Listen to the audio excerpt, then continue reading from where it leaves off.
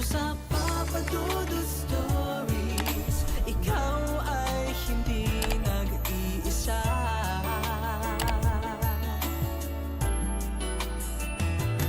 Dito sa Papa Dudut Stories, may nagmamahal sa'yo. Papa Dudut Stories, Papa Dudut Stories. Dear Papa Dudut, sa lahat po ng mga nakatutok ngayon, huwag pong kalimutan mag-like, mag-share at mag-subscribe. Maraming salamat po sa inyong lahat.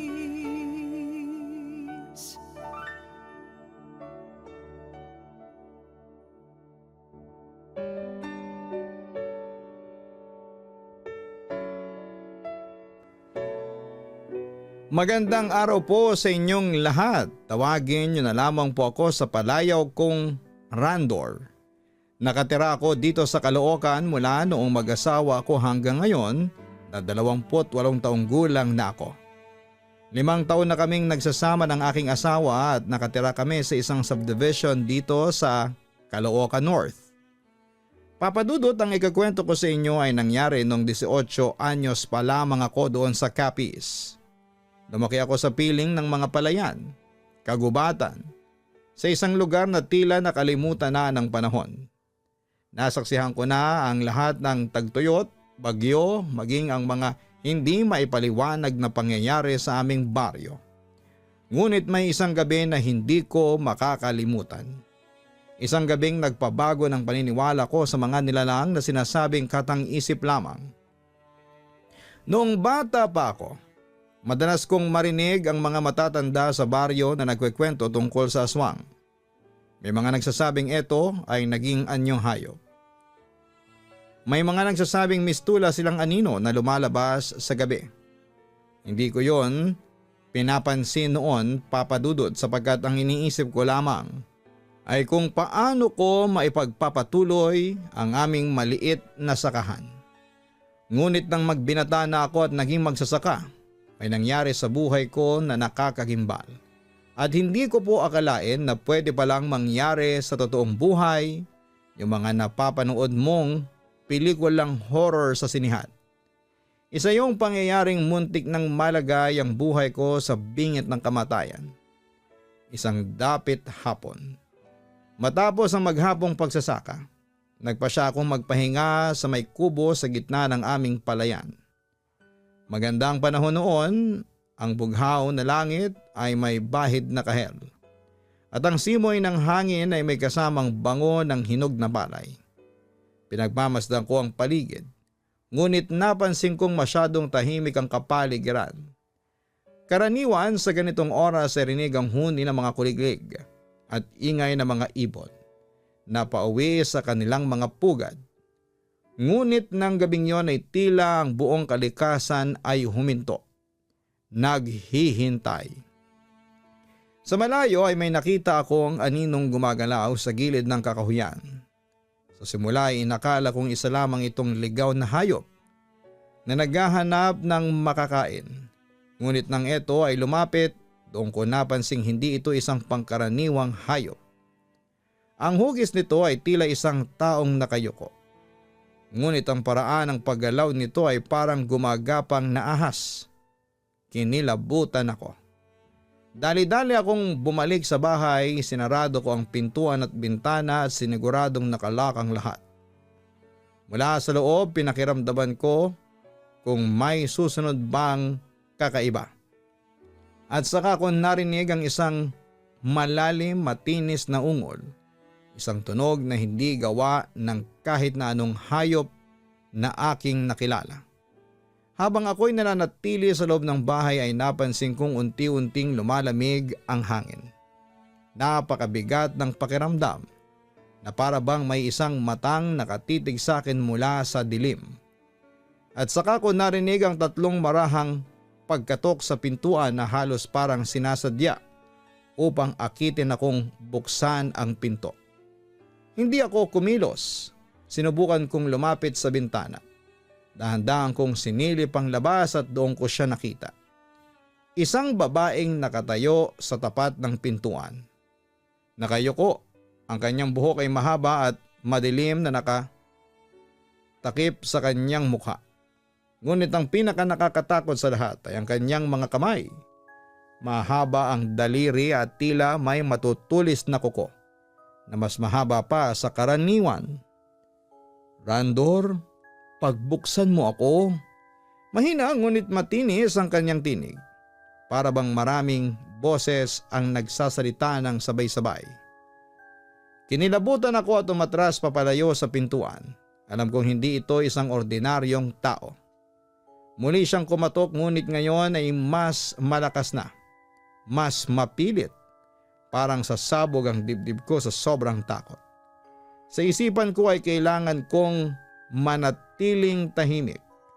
Huwag magpakita ng kahit na anong galaw.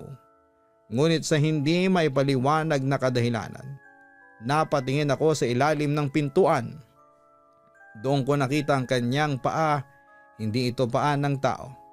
Ito ay mahaba-haba, matutulis, at may kuko na parang sa isang ibon ng bangkay.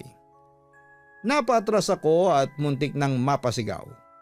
Biglang humina ang katok ngunit ang katahimikan ay mas nakakatakot.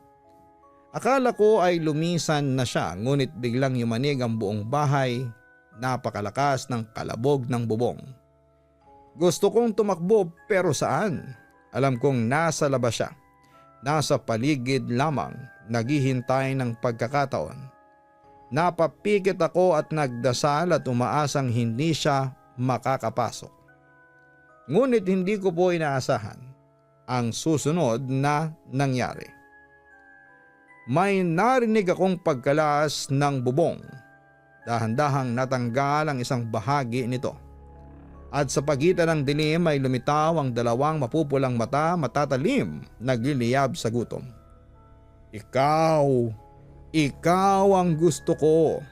At bago ko pa maitulak ang sarili ko papalayo ay bigla siyang bumaba mula sa bubong. Bumagsak sa sahig na parang isang hayop.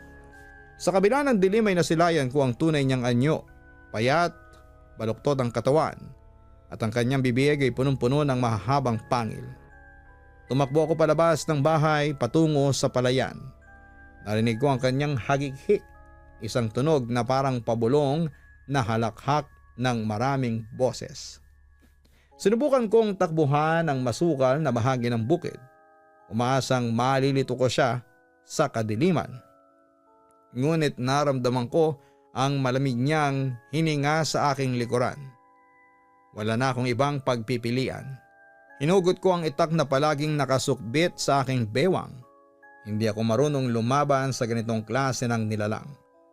Pero mas pipiliin kong mamatay ng lumalaban kaysa basta na lamang lamunin ang isang halimaw. Nang lumapit siya, Papa Dudut, ay inundayan ko siya ng isang mabilis na taga sa kanyang braso. Narinig ko ang isang nakakakilabot na sigaw. Hindi sigaw ng tao at hindi rin sigaw ng hayop, kundi isang bagay na hindi ko kailanman narinig noon. Tumilapon siya sa lupa at nanginig. Nakita ko ang kanyang balat ay nagsimulang magbago, parang tinutunaw ng araw kahit na hating gabi na.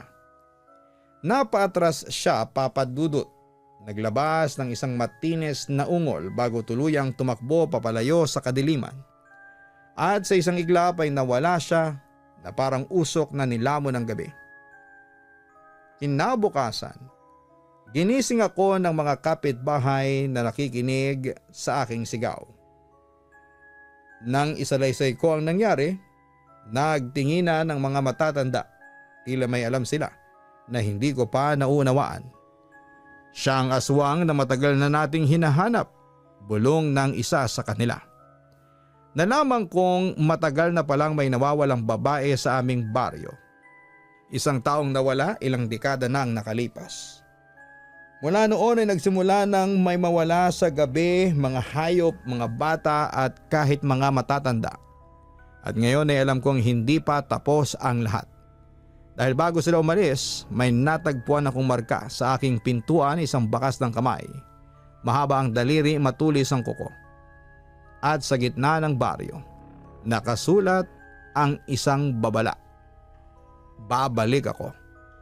Siyempre Papa Dudut, natakot ako noon pero pinaghandaan ko talaga ang kanyang pagbabalik.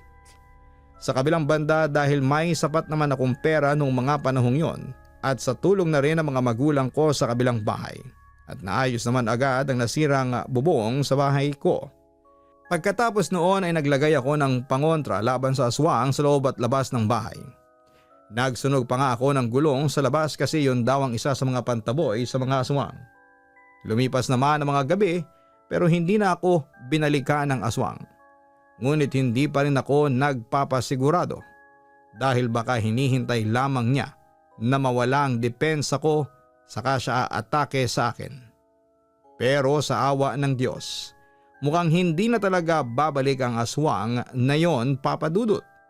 Yon ang akala ko. Samantala, simula na mangyari sa akin ang unang engkwentro sa aswang ay 6:00 pa lamang ng gabi ay nasa loob na ako ng bahay. Ngunit may pagkakataon na nakakauwi ako ng late at ginagabi rin sa daanan, lalo na kapag inaaya ako ng mga tropa ko. Siyempre bilang kaibigan, sabik din ako sa inuman, galaan at paminsan-minsan ay pagtitinginan sa mga chicks. Hanggang isang araw, inaya ako ng mga tropa ko na pumunta sa baryong katabi lang ng lugar namin. Pero dadaan kami sa isang shortcut na daanan. Bali itong sinasabing shortcut na daan ay isang kalye sa gitna ng gubat papunta sa isang misteryosong baryo na kinakatakutan ng mga tao sa lugar namin. Kaya kahit na malayo ay doon sila sa normal na daan na naglalakad papunta sa bayan. Pero dahil sa pag-aya ng mga kaibigan ko ay napilit nila akong sumama sa kanila kahit na puno ng pag-aalinlangan. Dagdag pa ng isang kaibigan ko si Dave, sa Miyerkules kami pupunta dahil may pista daw doon na ginaganap tuwing kabilugan ng buwan. Hindi namin namamalayan na may nakikinig pala sa aming ng mga sandaling yon. Sumulpot bigla ang lolo't lola ko at nagwika na huwag tumuloy sa binabalak na pagpunta sa baryo na yon. Nagbackout na sana ako sa planong sumama sa kanila, ngunit nalaman ko sa mga kasamahan ko na doon pala sa baryong yon nakatirang babaeng crush ko, si Rita. Kinumbinsi ako ng kasamahan ko na naroroon si Rita para makisaya sa pista at pagkakataon ko na raw yon para manligaw sa kanya. Sa totoo lang, wala akong balak na sumama. Pero noong binanggit nila si Rita, nawala ang pag-aalinlangan ko doon sa baryong yon. Ayun na nga Papa Dudut, dala na rin ng pagiging adventurous ng isang kabataan. Sa halip na kami ay makinig ay tinuloy pa rin namin ang pagpunta sa baryong yon. Nagplano-plano kami na puntahan namin ang sinasabing baryo na iniilaga ng mga taga sa amin kahit na hindi namin alam kung ano ang panganib na maaring harapin. Sumapit ang Miyerkules ng gabi kung saan ay napagpasyahan na puntahan ang baryo sa shortcut. Bago pa kami pumunta ay kumuha ko ng asin, kalamansi at isang punyal na gawa sa tanso dahil na rin sa naranasan ko sa aswang. Mahirap na baka makaengkwentro kami ng aswang habang binabaybay ang daan, at kung hindi nyo na itinatanong ay isang albularyo ang aking lolo. At ang lola ko naman ay may kaalaman sa itim na mahika. Kaya pinuntahan ko sila at kumuha ako ng lana. Dahil itong lana na ito ay makapagsasabi kung may aswang na papalapit sa amin. Pagkatapos kong makuha ang mga kailangan ko ay sinilid ko yon sa bag. Kabilugan yon ng buwan kung saan kami ay nagkayayaan na puntahan ang baryo at napagdesisyonan din namin na sa lumang tulay kami magkita. Habang kami ay naglalakad ay wala man lang dala ang aking mga kasama. Nagtanong ako kung bakit wala silang dala na kahit na ano bukod sa akin. At ayun na nga. Maraming tao sa baryo ang aming pinuntahan. May mga handaan, Papa Dudut, na nagaganap. Nang mapadaan kami sa bahay na may handaan, napansin ko Naamoy bulok ang bahay na aming naabutan. Nang tanungin ko kung naamoy ba nila ang naamoy ko, wala daw silang naamoy na mabaho. Nagtaka na ako. Mamayang kaunti ay nakita ko si Rita, ang babaeng nililigawan ko noon. At hinila niya kami sa bahay nila na katabi lang noong may pahandaan. May pahandaan din daw sa kanila at ang nagluto daw ay ang kanyang lola. Dahil syempre mas may tiwala ako kay Rita kaya doon ko inaya ang mga kaibigan ko, sumunod naman sila sa akin. Pinapasok kami ni Rita sa kanyang bahay. Nagulat ako kasi bumungad kaagad ang hapagkainan na punong-puno ng mga pagkain. Pero sa hindi malamang kadahilanan ay kinabahan ako sa loob ng bahay. Para kasing may mali lalo na sa mga handang pagkain. Pero hindi ko matukoy kung anong eksaktong mali, Papa Dudut. Basta ramdam ko lang na parang may madidiskubre ako sa bahay ng crush ko. Hanggang sa isang matandang babae na nakalugay ang buhok ang lumapit, nag-abot sa amin ng mga pagkain sa lamesa. Ito na nga yung lola ni Rita. Sinabihan niya kami na kumain lang ng kumain. Si Rita pa nga ang nag-serve ng pagkain sa amin. At willing-willing naman ang mga kaibigan ko. Sa ganda ba naman ni Rita, Papa Dudut? Ang sweet niyang ngumiti. Mapupungay ang kanyang mga mata. At hindi matatawarang alindog ang meron siya. Sinong lalaki ang hindi makakapansin noon? Kaya nga crush na crush ko noon si Rita. Inabutan naman ako ni Rita ng pagkain. Adobong baboy daw ito tapos isang mangkok ng mainit na kanin. Agad ko yung kinuha at nagpasalamat sa crush ko. Magpakabusog ka, Randor. Kapag biting ka pa, ibig sabihin lang ay bibigyan pa kita ng isang pagkaing handa namin, ang sabi pa ni Rita sa akin. Pangiting-ngiti naman ang kanyang lola sa kanyang pwesto habang kumakain ng dinuguan sa may puto. Napansin ko naman ang mga kasamahan ko na sarap sa kinakain nila. Kaya naisipan kong kumain na rin. Pero may nararamdaman akong basa sa bulsa. Nang dukutin ko yon mula sa ilalim ng mesa ay napansin ko na parang kumukulo yung lana sa loob ng maliit na bote. Kinabahan ako at napatingin sa matandang babae. Kaso Papa Dudut, kung dati nakangiti ito sa akin, sa puntong yun ay masama na ang tingin nito. Hindi ko kinain ang pagkain na inalok ni Rita sa akin. At habang sila ay takam na takam sa pagkain na kanilang kinakain ay nilabas ko ang hiniwang kalamansi at pinigayon sa harapan ng mga pagkain. Halos masuka at bumaliktad ang sikmura ko sa nakita ko. Pira-piraso mga laman at parte ng tao ang aming nakita ng mapigaan ko yon ng kalamansi. Bigla tuloy, tumayo ang matandang babae sa kanyang kinakaupuan at galit na galit itong tumingin sa amin at kasama si Rita na tila naging agresibo din. Nawala ang sweetness niya sa kanyang mukha at napalitan din yon ng galit. Tapos nag-team up ang maglola para sunggaban kaming magkakaibigan. Buti na lamang at mabilis ang kilos namin at lumabas kami sa bahay na yon pero hindi namin akalain na inaabangan na pala kami ng mga aswang sa paligid. Tumakbo kami ng tumakbo sa pag-aakalang hindi kami maaabutan ng mga aswang. Nang malapit na kami sa may kalsada ay bigla kaming hinarangan ng aswang. Nanginginig sa takot ang aking mga kaibigan at hindi ako nagpatinag sa nilalang. Habang ako ay namukhaan ko ang aswang. Ito yung aswang na una kong nakaharap nung umatake ito sa bahay ko. Oo, ako nga Randor. Ako nga yung umatake sa iyo kamakailan lang. Hindi ba sabi ko sa iyo ay babalikan kita? Wika ng aswang. Nakaramdam ako ng takot ng mga sandaling yon pero nagtaka din ako. Bakit mo ako kilala? Sino ka bang aswang ka? Sigaw ko sa kanya. Akmang lalapit sa amin ang aswang. Kaya't hinagisan ko ito ng asin. Umungol sa hapde ang nilalang pagkatapos kong hagisan ng asin. At sinabihan ko ang aking mga kaibigan na umalis bago abutan pa kami ng mga aswang na kanina pa kaming hinahabol. Nang kami ay tumakbo pa rin, May naabutan kaming bahay na malapit sa eskwelahan. Kumatok kami ng kumatok at binuksan niyo ng matandang babae. Sinabihan niya kami na pumasok sa loob, baka makita kami ng mga aswang. Kilala ko ang matandang babae dahil ito ang babae na tumulong noon sa aming pamilya noong bata pa ako. Pinahiran kami isa-isa ng langis na pangontra ng mga aswang.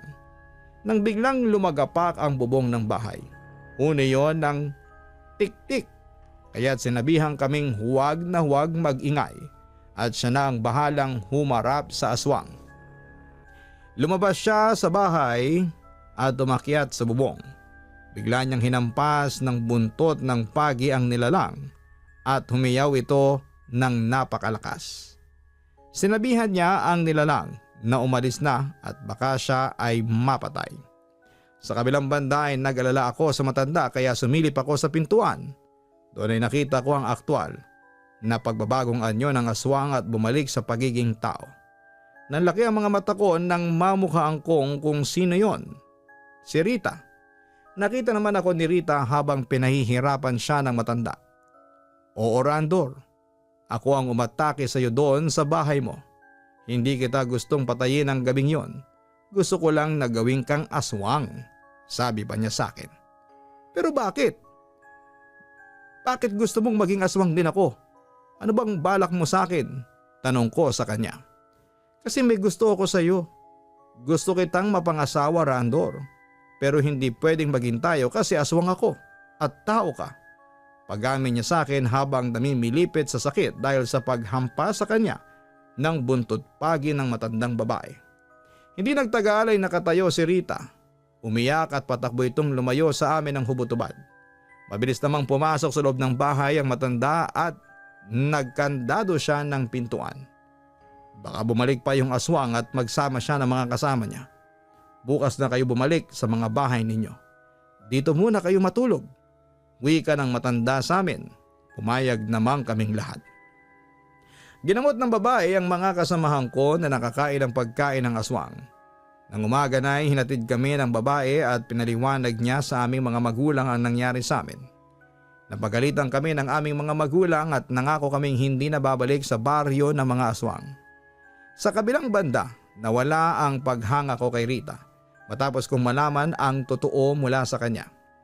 Kapag gabi, naririnig kong may umaakyat na kung anong nilalang sa bubong ng bahay ko. At alam kong si Rita yon. Pero ipinapakita at pinaparamdam ko sa kanya na hindi na ako takot sa aswang at kahit kailan ay hindi ko hahangaring maging isang aswang. Samantala ay natigil lang ang panggugulo ni Rita sa akin nang umalis na ako sa lugar namin para makipagsapalaran dito sa Metro Manila. Sa ngayon ay dito na ako nakatira at nagtatrabaho. May sarili na rin akong pamilya dito at kamakailan lamang ay isinama ko na rin dito ang mga magulang ko. Nagwo-work ako ngayon sa isang steel factory at sa awa naman ng Diyos. Maayos naman ang buhay ko at masaya din ako kasi wala namang aswang dito sa Caloocan. Papadudot, dito ko na po tatapusin ang kwento ko. Sana po ay mapili mo itong itampok sa Papadudot YouTube channel. Muli maraming salamat po and more power po sa inyong programa, lalo na sa Spotify na bago ninyong channel. Lubos na gumagalang, Randor. Maraming kwentong aswang na tayong naitampok. Bawat letter senders natin inilahalahad ang kanilang karanasan sa mga aswang. May nakakita, may muntik nang maging biktima at meron din tayong naging letter sender na nag-confess na isa nga siyang aswang. Naniniwala man tayo o hindi sa mga aswang, marapat lamang na mag-ingat at maghanda tayo. Maging alerto sa lahat ng oras. Kung hindi ka naniniwala sa aswang at hindi ka pa nakakakita ay maswerte ka. Pero hindi ibig sabihin ay magiging carefree ka na. Tandaan ninyo na maging mapagmatsyag. At huwag basta-bastang magtiwala sa mga taong hindi ninyo lubos na kilala. Kung hindi man siya aswang, baka may masama naman siyang balak laban sa iyo. Kaya matutong makiramdam sa iyong paligid. Maging matapang at huwag mawala ng pananampalataya sa ating Panginoon.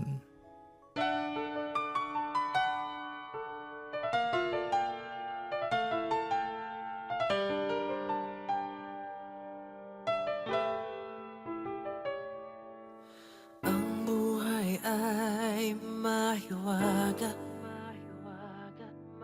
laging may lungkot at saya. Sa Papa Dudut Stories, laging may karamay ka.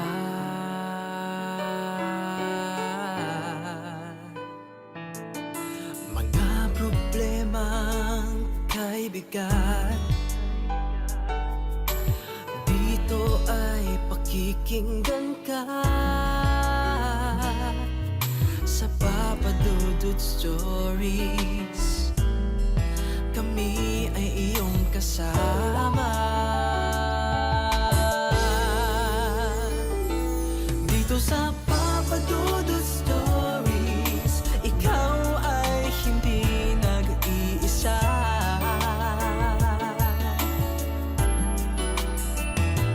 Dito sa Papa Dudut Stories, may nagmamahal sa'yo. Papa Dudut Stories, Papa Dudut Stories, Papa Dudut Stories.